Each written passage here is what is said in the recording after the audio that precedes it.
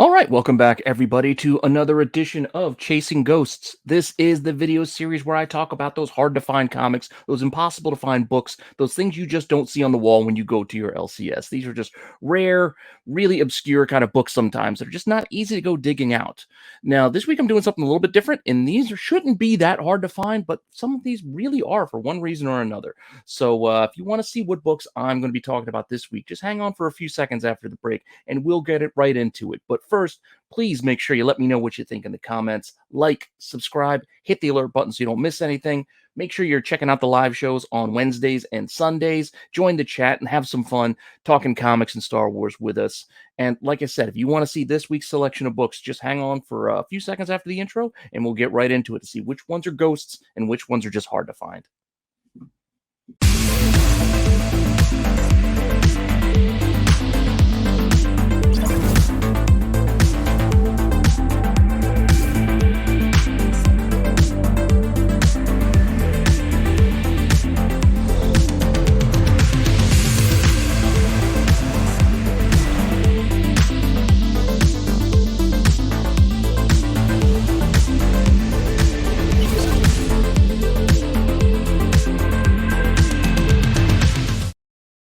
All right, so as I kind of teased there in the open, I do have a kind of a theme, a little bit of a theme running through this selection of books, and mostly it's due to the fact that these books are coming straight out of DC.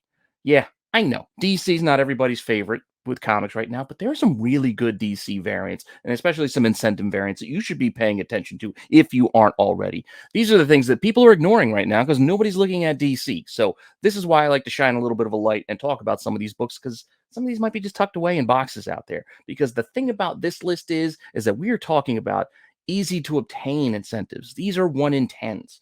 All the books that I have in this selection, as well as another group that I might do for next week, they're all just 1 in 10. So there's a chance shops could have some of these books and not even know that they're incentive variants and just have them tucked away in a cheap box or a dollar box. I've found DC 1 in 10s like that plenty of times because if you don't know the titles and know the covers, you might not notice that little 2 in the barcode and what it means. And it's just a book just thrown in because it looks like anything else. But that all being said, let's get into it with our first book. And our first book is going to be a play off of a popular book already. We know we're getting the Sandman show over on Netflix. And a lot of people like the character of Death. She was a very popular character in the 90s. And this copy of Action Comics, even though it's not really her first introduction in the DCU proper, a lot of people like it for that reason. But it's still a very cool cover. But this is the cover A. This is the regular cover. If you were to zoom in here on the barcode, you can see that this is issue 894 of Action Comics. And it's a first print cover 1. So that's what this barcode number, that's what these actually mean. So if you didn't know that, that's what these barcode numbers actually they mean something. There's a reason why they're there. But this book has a 1 in 10, which I'm not sure if a lot of people know that there is a 1 in 10 for this cover. And Death is on it. I mean, granted, it's a lot smaller, so it's not as nice of a cover, of her, but it is a 1 in 10. And if you again zoom in here on the barcode, I can show you. This is issue 894, cover 2, first printing. That's again what the numbers mean. So that little 2 in the second spot tells you this is a variant, and this is the second cover, which is the 1 in 10 incentive for Action Comics number 894. Not an easy book to find, and still a pretty cool cover. If you taken as a whole, it is more of a pullout and more of a landscape, but still really cool with all these bodies piled up. It kind of looks like that Corn cover, the McFarlane one. But definitely a cool issue, and you got Lex there and Death. Definitely an interesting book. Now, this came out in October of 2010, and like I said, it's only a 1 in 10 incentive. So shops could have this. Shops could have multiple copies of this. But with an estimated print run of about 42,000 or so, we're looking at like 4,200 copies, potentially. These aren't solid numbers. These are just estimates, but that's a decent amount of books that are potentially out there somewhere. But if you go hunting for them, you don't find a lot of these online. There's not a ton of copies available. So it may not be as easy as these numbers would lead you to believe. Is it because they're just buried in boxes and people are just not selling them online because nobody's actually looking for Action Comics 894, the 1 in 10? I don't know.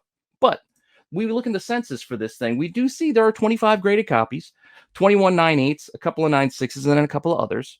We also do have a couple in the CBCS population report, only 3, all 9/8 over there as well. It's still not a ton. For 4,200 potential copies, we're only talking about 28 graded across both of the major grading companies, and that's it. It's really not a lot.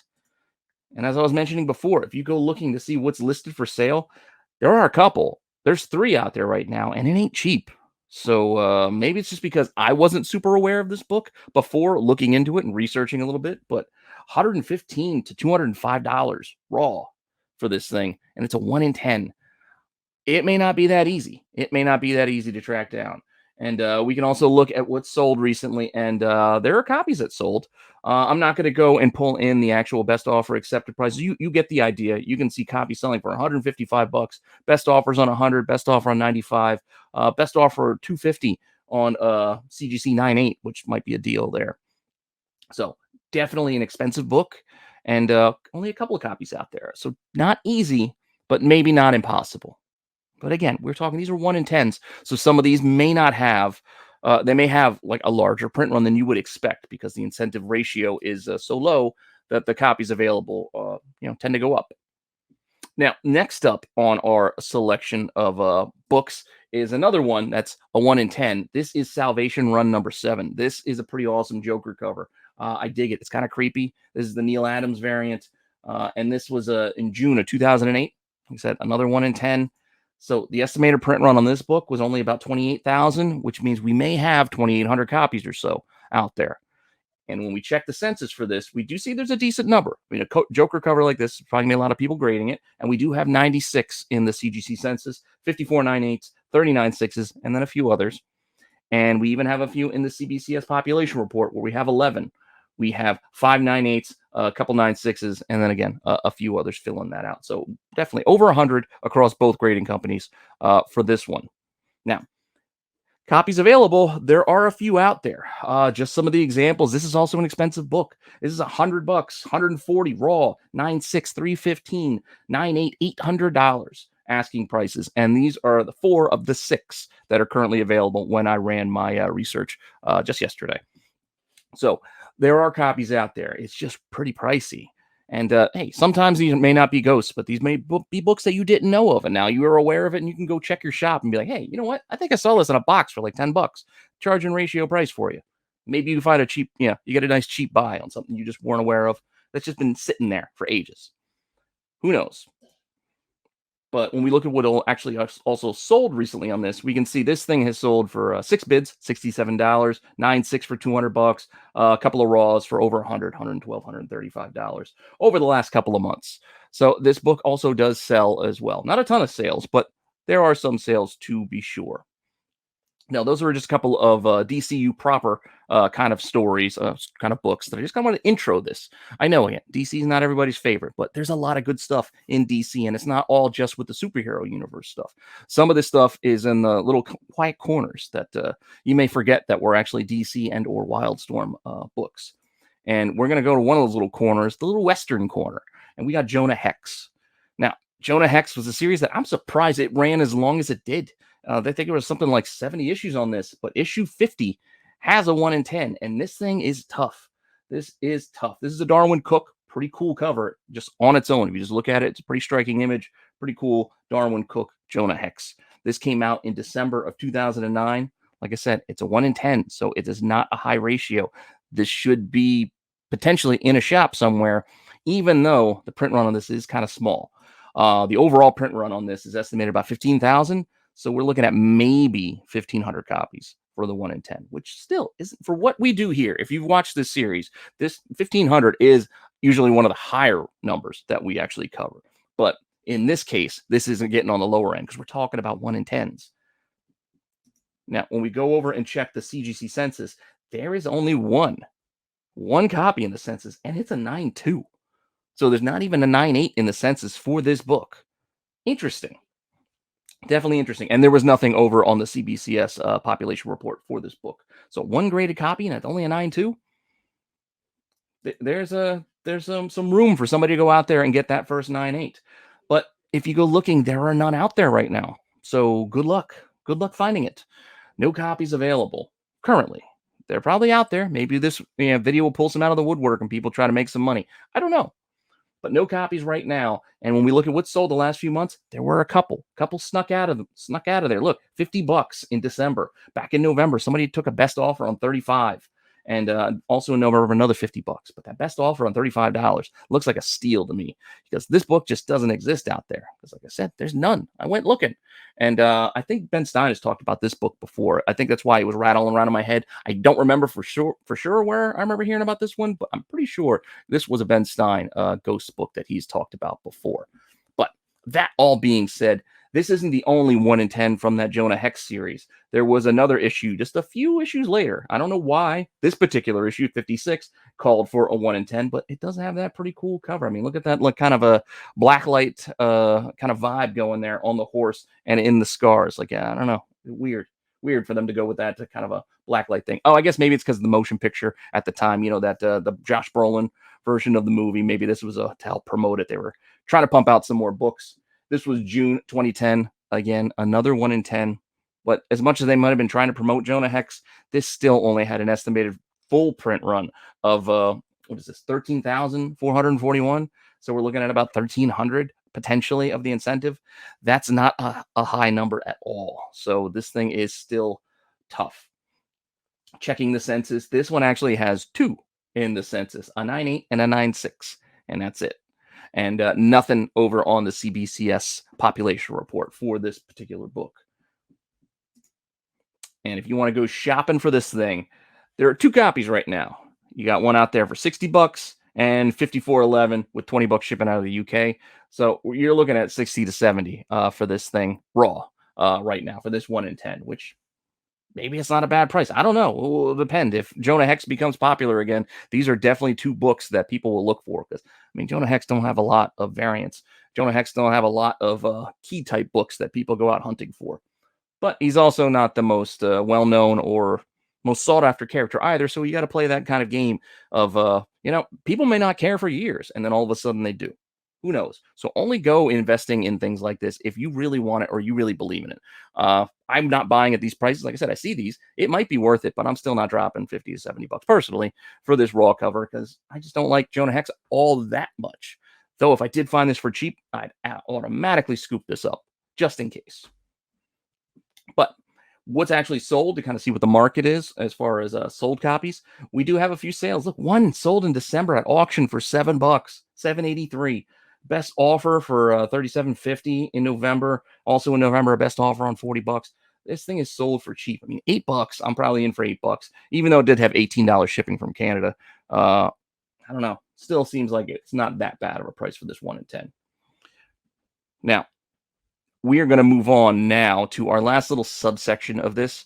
And again, we're not going back to the DC universe proper. We're not going back to the superhero side of things. I mentioned it before. We're kind of touching on that Wildstorm side of things. And in particular, one of my favorite animes of all time, Ninja Scroll. Yes, there was a Ninja Scroll series that came out of DC back in the day, out of the Wildstorm section of the imprint. There was a 12-issue run, and since it was Wildstorm, as you can see here, one of my favorites, Jim Lee, did a couple of these covers. JJ Maxwell had talked about these books not that long ago, I think on his IG, and it just reminded me, and I'm like, oh man, I still need these. I still need these 3. There are 3, and we're going to get to them. This is the first one. This is issue 1 of Ninja Scroll, and this came out in September of 2006. Again, it's only a 1 in 10. It's not a high incentive ratio, but as you might guess, they didn't make a lot of Ninja Scroll comic books because even though it's one of my favorite animes, it's an older anime. We're talking about like the 90s. This is 2006. So not surprising that it's under 17,000 for the estimated print run, which makes the incentive only like 1,600 or so, 16 to 1,700, 1,681 to be exact if you do that basic math there. So under 1,700 copies for this Jim Lee. And we see that there are copies in the census. Not a lot, only 19. 13 9/8, 4 9/6s, and then a few others. So definitely not a heavily graded book, but yeah, there's still a few. Still a few. I mean, it is Jim Lee after all. And we do have a couple on the CBCS side of things. On the population report, we got a pair. We got a 9/8 and we got a 9/6. So yeah, just over 20 across the two companies. And if you want to go looking for this thing, can you find copies? You can. I thought I was only going to find 1, but you can find 2. If you look at that top listing there, it says 348 to 99.95 or whatever. That's because they have a whole listing of books, but one of the books they do have available is the Jim Lee variant 1 in 10, and it is the $100 ask. So that's why that that listing has that range. And there is a 1 in 10 variant, the Jim Lee cover in there for $100. And then we have another listing that's actually 1 in 2. I usually don't put lots, but here we're talking about this is all that's out there. So that's issue 1 and 2 together for $150. 1 in 10s. I do really like that number 2 cover too. I gotta find that somewhere. But we'll get to that one. What's actually sold on this thing? Well, in the last couple of months, we did have 2 sales. I've got one in February 5th, which was only just 2 days ago.